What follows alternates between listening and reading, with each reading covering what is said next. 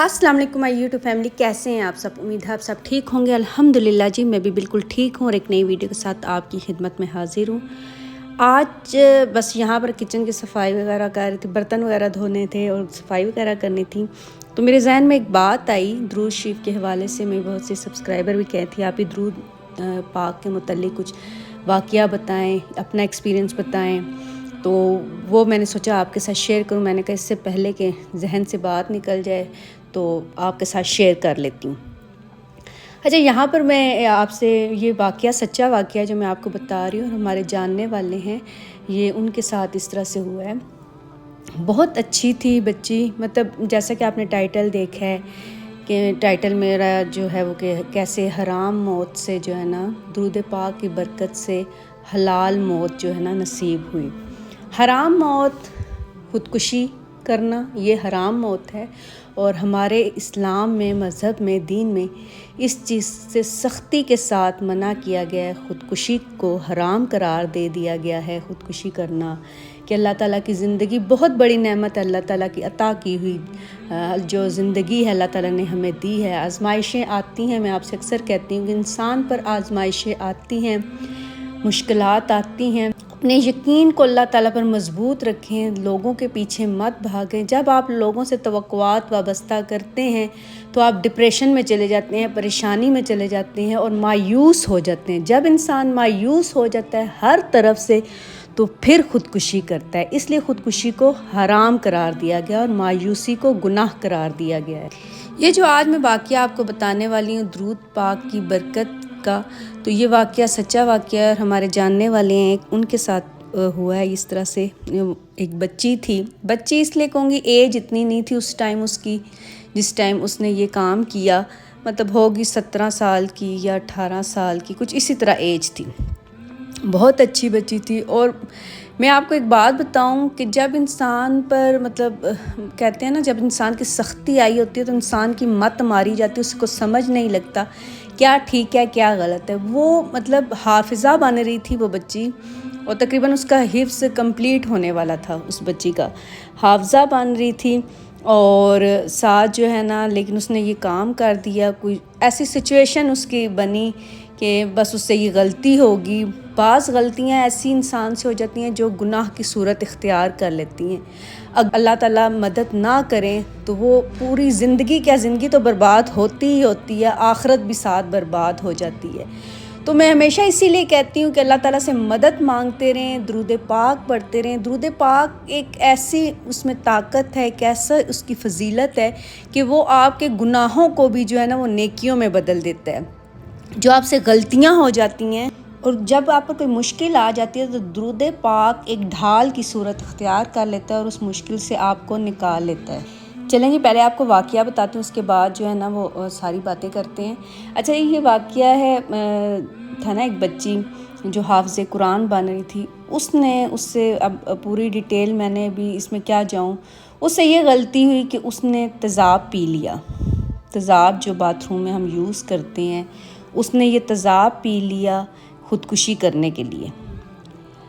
अब उसने तो पी लिया, गलती होगी, नहीं मालूम वो उस वक्त किस सिचुएशन में थी, क्या थी। मैंने भी मतलब कुरेदा नहीं है, डिटेल नहीं निकलवाई, बस लोग आपको पता बातें वगैरह करते हैं, जो सुनी सुनाई बातें, बस वो ही किया उसने जी। वो तेज़ाब पी लिया। ये गुनाह है ख़ुदकुशी करना, जैसे शुरू में मैंने बताया, हराम है। ये किसी भी इंसान को, किसी भी मुसलमान को ये काम नहीं करना चाहिए। ये एक नेमत है अल्लाह ताला की ज़िंदगी। उसने जी ख़ुदकुशी के लिए तेज़ाब पी लिया। अब उसने पी लिया, यकीन जाने माशाल्लाह से अच्छी खासी सेहतमंद बच्ची थी, अच्छी खासी वो थी और हंसमुख और हर तरह लिहाज से अच्छी बच्ची थी।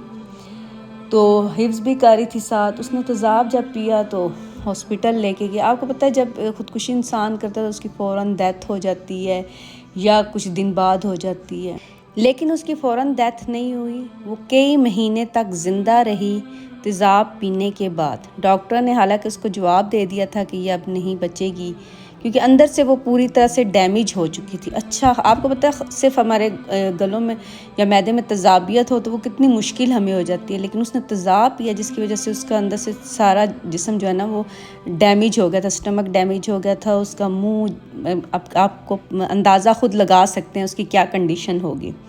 اچھا اس کی فوراً ڈیتھ نہیں ہوئی، وہ کئی مہینے زندہ رہی.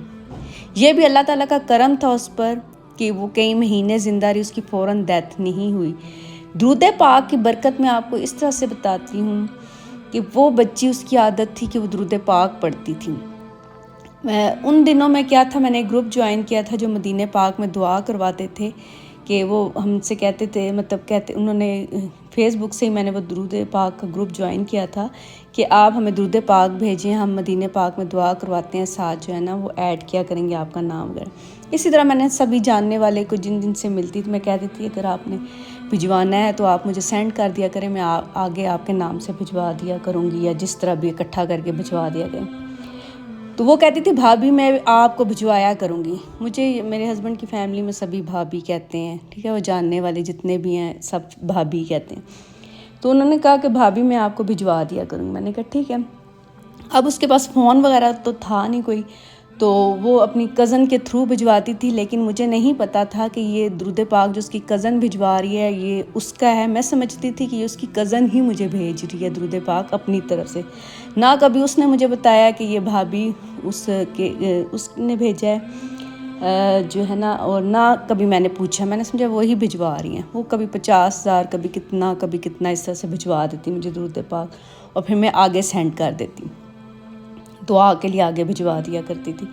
اچھا یہ جو ہے نا سلسلہ چلتا رہا، کافی ٹائم گزرا سلسلہ. وہ جاتی تھی مدارس میں، جہاں پر مدرسے میں پڑھنے کے لیے جاتی تھی، وہاں بھی پڑھا جاتا تھا درود پاک حفظ کرنے. اب جیسے میرا بیٹا جاتا ہے قرآن حفظ کرنے تو وہ بھی کہتا ہے ماما وہاں پر پڑھاتے ہیں درود پاک. اسی طرح وہاں بھی پڑھاتے تھے. اچھا وہاں پر وہ درود پاک پڑھتی تو مجھے بھجواتی بھی تھی. یہ اس کی ایک روٹین تھی. اس سے غلطی یہ ہوگی کہ اس نے جو ہے نا تیزاب وغیرہ پی لیا. اب فوراً سے اس کی ڈیتھ نہیں ہوئی، وہ کئی مہینے زندہ رہی، اور اللہ تعالیٰ نے اس سے جو ہے نا معافی کا موقع دیا. اس نے اللہ تعالیٰ سے معافی مانگی. اور آپ دیکھیں لوگ باتیں کر رہے تھے اس نے یہ کر دیا، یہ کر دیا، حرام موت مر گئی، اس طرح. یہ ظاہر ہے حرام موت مرے گی، یہ خودکشی کی ہے، خودکشی گناہ ہے اس طرح. لیکن اللہ تعالیٰ نے اس کو اتنے مہینے زندہ رکھا کہ رمضان مبارک آ گیا. یقین جانے اس کی ڈیتھ رمضان مبارک میں ہوئی، اور وہ اس نے اللہ تعالیٰ سے معافی مانگی. اس دوران اس نے سب سے معافی مانگی. بات کرنے کی اس بیچارے میں ہمت ہی نہیں تھی، سوکھ کے کانٹا ہو گئی تھی.